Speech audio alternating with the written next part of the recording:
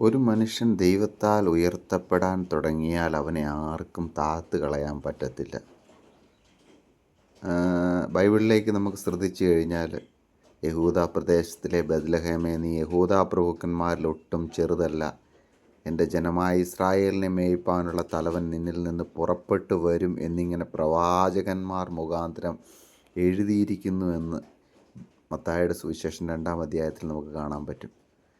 അത് ഏറ്റവും ചെറുതാണെങ്കിൽ ഒരിക്കലും ഒന്നും പുറത്തു വരത്തില്ല എന്ന് പറയുന്ന കാര്യമാണെങ്കിലും എഴുതിയിരിക്കുന്നു എന്നുള്ള കാരണത്താൽ അത് നിശ്ചയമായിട്ടും പുറത്തു വന്നിരിക്കും. എന്നെയും നിങ്ങളെയും കുറിച്ച് ഈ വിശുദ്ധ ബൈബിളിൽ എഴുതിയിരിക്കുന്നത് നിശ്ചയമായിട്ടും നടക്കും.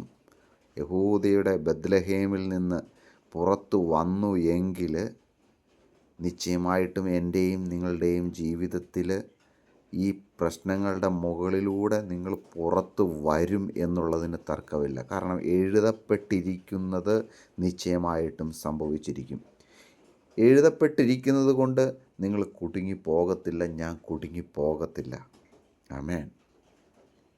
അവിടുന്ന് മുൻപോട്ട് ഉള്ള ഗൈഡ് ലൈന് ദൂതന്മാരാൽ ലഭിക്കും. നോക്കണമേ, മുമ്പോട്ട് പോകുമ്പോൾ ആ യേശു ജനിച്ച സമയത്ത് ഹേറോദാവ് ശിശുവിനെ കൊല്ലുവാനൊക്കെ പ്ലാൻ അവരുടെ കൊട്ടാരത്തിൽ ചെയ്യുമ്പോൾ അവർക്ക്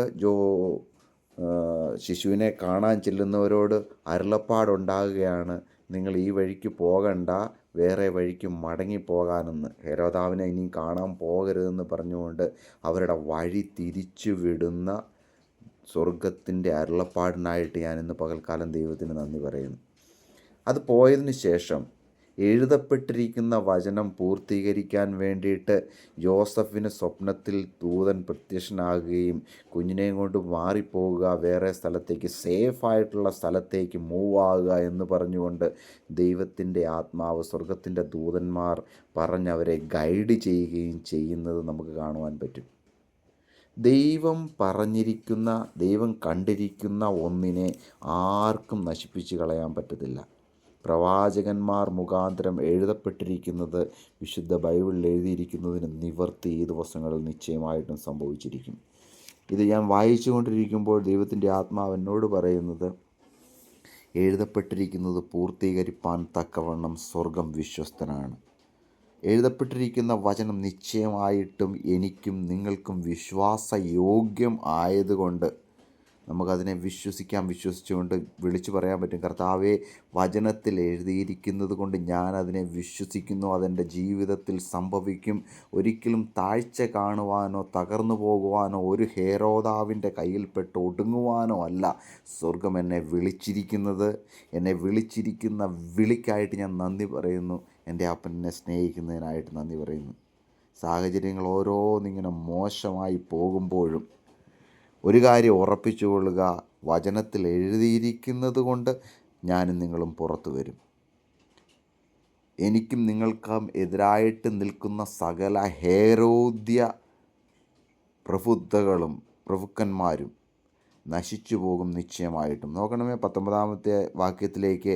എന്നാൽ ഹേരോദാവ് കഴിഞ്ഞു പോയ ശേഷം കർത്താവിൻ്റെ ദൂതൻ മിസ്രയീമിൽ വെച്ച് യോസഫിന് സ്വപ്നത്തിൽ പ്രത്യക്ഷനായി. ശിശുവിന് പ്രാണഹാനി വരുത്തുവാൻ നോക്കിയവർ മരിച്ചു പോയതുകൊണ്ട് നീ എഴുന്നേറ്റ് ശിശുവിനെയും അമ്മയും കൂട്ടിക്കൊണ്ട് ഇസ്രായേൽ ദേശത്തേക്ക് പോക എന്ന് പറഞ്ഞു. Super natural guide lines. അവൻ എങ്ങോട്ട് പോകണം, എവിടെ പോകണമെന്ന് കറക്റ്റായിട്ട് പറഞ്ഞു കൊടുക്കുന്ന സ്വർഗത്തിൻ്റെ ഗൈഡ് ചെയ്യുന്ന ദൂതന്മാർ ആരുമായിട്ട് കണക്റ്റ് ആകണം. ഇന്ന് പകൽക്കാലം ഞാൻ ഈ വചനത്തെ വിശ്വസിക്കുന്നു, എഴുതിയിരിക്കുന്ന വചനത്തെ ഞാൻ വിശ്വസിക്കുന്നു.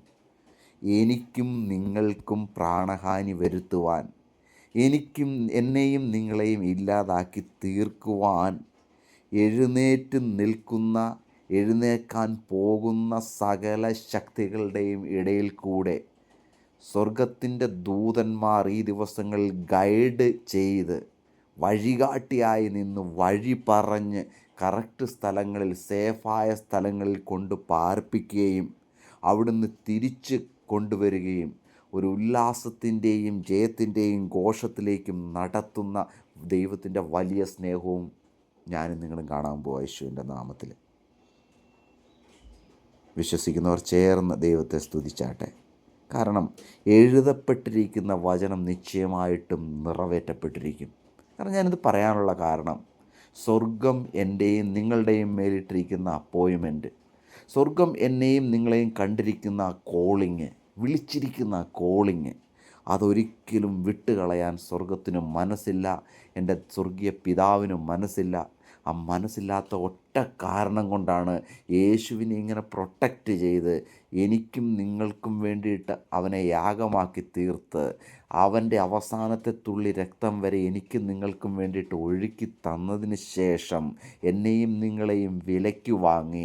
ഇപ്പം ശത്രു എന്നോടും നിങ്ങളോടും പറഞ്ഞുകൊണ്ടിരിക്കുന്നത് എന്താണെന്നറിയാവോ?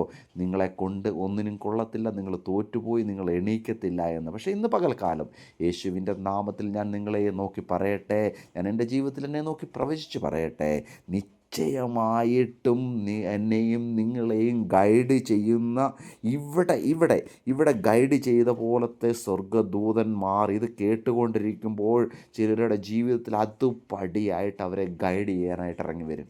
സൂപ്പർ നാച്ചുറൽ ഗൈഡ് ലൈനുകൾ ഈ ദിവസങ്ങളിൽ ചിലരുടെ ജീവിതത്തിൽ സംഭവിക്കും. എവിടെ പോയി പാർക്കണം, എവിടെ പോകണം, എങ്ങോട്ട് മൂവ് ചെയ്യണം, ആരുമായിട്ട് കണക്ഷൻ വെക്കണം എന്നുള്ള കാര്യങ്ങൾ വളരെ ക്ലിയറായിട്ട് പറഞ്ഞു തരുന്ന, ഇവിടെ ജോസഫിന് വഴി പറഞ്ഞു കൊടുത്തതുപോലെ അങ്ങനെ പറഞ്ഞു തരുന്ന സ്വർഗത്തിൻ്റെ ദൂതന്മാർ ഈ ദിവസങ്ങളിൽ എൻ്റെയും നിങ്ങളുടെയും ജീവിതത്തിൽ നമ്മൾ കാണാൻ പോവുക യേശുവിൻ്റെ നാമത്തിൽ.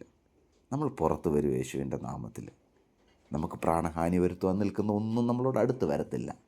91 സങ്കീർത്തനം പറയുന്നത് പോലെ ഒരനർത്ഥവും എനിക്ക് ഭവിക്കത്തില്ല, ഒരു ബാധയും എൻ്റെ കൂടാരത്തിനടുക്കത്തില്ല. ഞാൻ നന്മ കാണും, ഞാൻ യഹോവയുടെ ആലയത്തിലെ മനോഹരത്വം കാണും, ദീർഘായുസ്സുകൊണ്ട് ഞാൻ തൃപ്തനായിത്തീരും. എത്ര ഉറപ്പിക്കുന്ന വചനമാണ്.